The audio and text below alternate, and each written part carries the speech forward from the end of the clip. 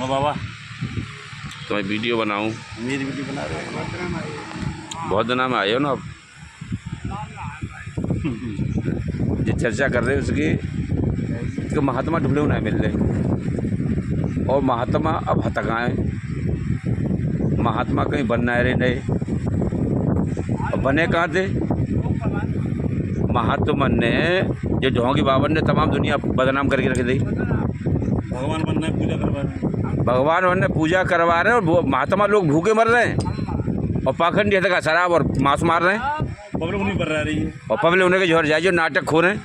भोले बाबा ने माई को बना लिए बने ना आया कि संग्रहित का है एक औरत संग्रह करते भोले बाबा तो का साकार हरी भाई कोई आई औरत ना है माई है माई बना ली ऐसा प्रभु कोई न कोई सिद्धि चित्र अरे के माता ऐसे मिलेंगे ऐसे दिखाई देते हैं बात देखो पर ऐसी माता का लोग के बना लेते हैं ऐसे। महात्मा लोग तो देखिए, महात्मा को किसी चीज़ की आवश्यकता नहीं होती, वो महात्मा है क्योंकि महात्मा बड़ा दयालु होता है और बड़ा सहनशील वाला होता है। महात्मा इतना संयमी होता है कि उसे जो मिल जाए उसी में अपना गुजारा कर लेता है। भी हो सकता है, ग्रस्त भी महात्मा हो सकता है। महात्मा विदुर थे, महात्मा महात्मा ये भाई एक बात बताइए ना कि महात्मा इस वस्त्र रंगने से ही महात्मा नहीं होता, आत्मा रंगनी चाहिए, आत्मा रंगनी चाहिए। ये हमारी एक वर्दी है, ये तो वर्दी है, फिर नई वर्दी मिल जाएगी। हाँ, जिससे कि मान लो ये एक प्रतीक चिन्ह पहचान है कि भाई हम एक संत समाज हैं, सन्यासी लोग हैं, हम ग्रस्त से निकले हुए हैं। अरे बिना ग्रस्त के हम लोग कहाँ से आ गए? जब गृहस्थ ही नहीं होता तो हम लोग कहाँ से आते? ये हर चीज़ में कर्म बड़ा होता है। महात्मा को भगवान को वजन है ये गृहस्थ में कर्म बड़ा है, महात्मा को कर्म का त्याग है। संग भाई महात्मा लोग अपने कर्म पर रहते हैं, क्रियाएं करते हैं और अपने आप को संयम बना करके एकाग्रचित्त होकर के परमात्मा में विलीन होते हैं। ये सारी क्रियाएं महात्मा लोग करते हैं, लेकिन गृहस्थ लोग क्या है भैया, उनकी जान के पीछे 100 झंझट।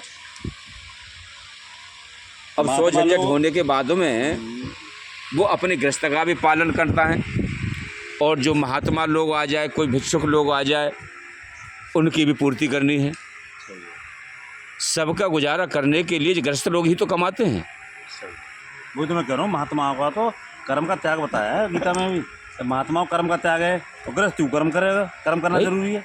गृहस्थ सांख्य दो युग में गृहस्थ लोग ही तो महात्माओं की पूर्ति करते हैं। महात्मा किसी की नौकरी करने जाता है? भाई ये पूजा पद्धति आपको महात्मा क्या है कि जिसने कर्म कांड संभाल लिया है, वह क्रियाएं आप लोगों जो गृहस्थ अनभिज्ञ, मान लो गृहस्थ का गुरु ब्राह्मण और ब्राह्मण का गुरु सन्यासी और सन्यासी का गुरु अविनाशी।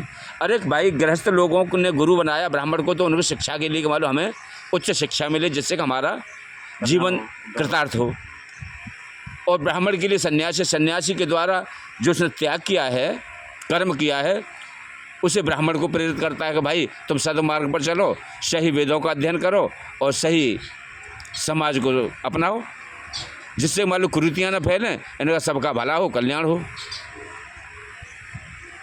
इसी के लिए तो कहा जाता है।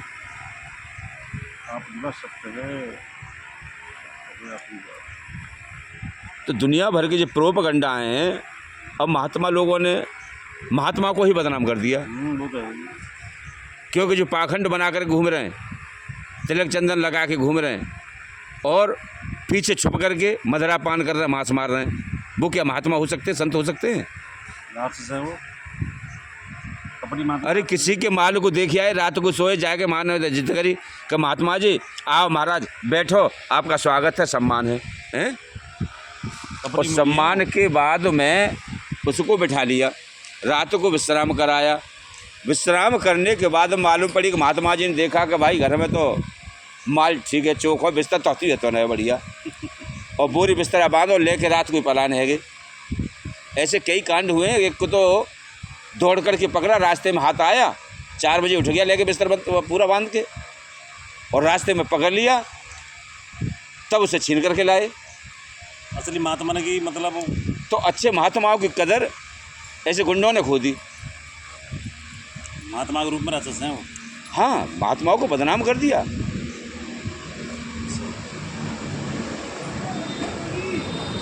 पब्लिक तो भूली वाली है, बाबू का पता हो कि कैसे भाई जनता, वो तो रूप को पूछ रही है।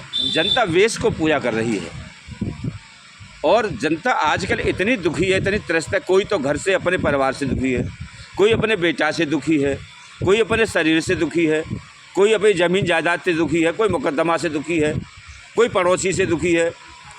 तो वो उस क्रिया को साधने के लिए वो चाहते हैं कि भाई अरे वो फलाने महात्मा बड़े बढ़िया हैं, चलो उनके पास कुछ निवारण मिल जाए। अब बेचारे वो वहाँ दौड़ते हैं, उन्होंने देखा कि वहाँ ठीक है साहब, जाके तो नारे में जंजीर सोने की परी हुई है और अंगूठी पैर रहा सोने की और वेशभूषा बढ़िया, कार में आया तो पैसा वाली पार्टी है। अब उसको उसी तरीके से डील किया जाएगा। भाई देखो 50,000 रुपये तो इसमें खर्चा आएगा और 20,000 का ये सामान आएगा। उसको लाखों रुपए का सामान बता दिया और हड़प करके कर रख लिया, तो वाह तो वैसे ठीक है, वो चौको जुकाम चल गया, बाकी आधी बीमारी तो वैसे ही कट गई कि वो खाली हो गया। आजकल ठगी का चक्कर ज़्यादा चल रहा है,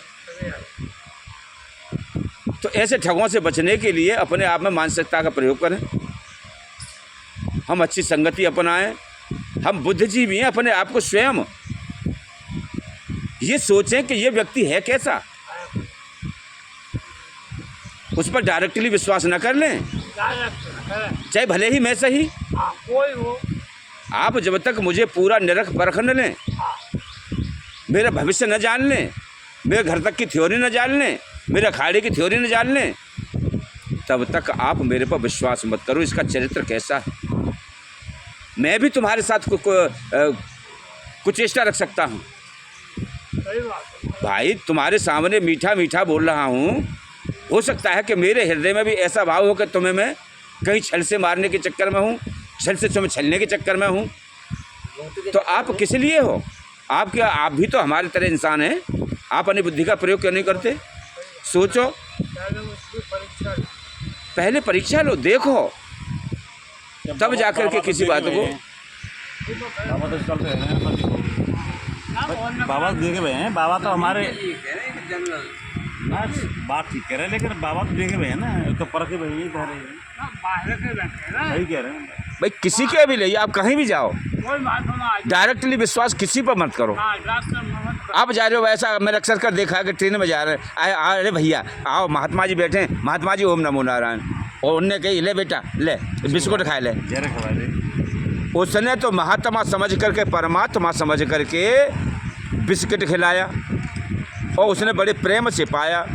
मालूम पड़ी कि 2-4 मिनट हुए ना और वो नींद के झोंका में गए और लेट गए। मालूम पड़ी कि उसका सारा सौदा गायब ही हो गया। अब महात्मा जी चंपत हो गए, उसकी बॉडी पड़ी हुई है वहाँ। तो ऐसे छली कपटियों से बड़ा दूर रहना चाहिए अपने आप को बचाने के लिए। इंसान से तो होशियार बंदर हुए, अरे जानवर बहुत समझदार है भाई। वो चीजें रहती है तुम्हारा बिना सुने खाना है।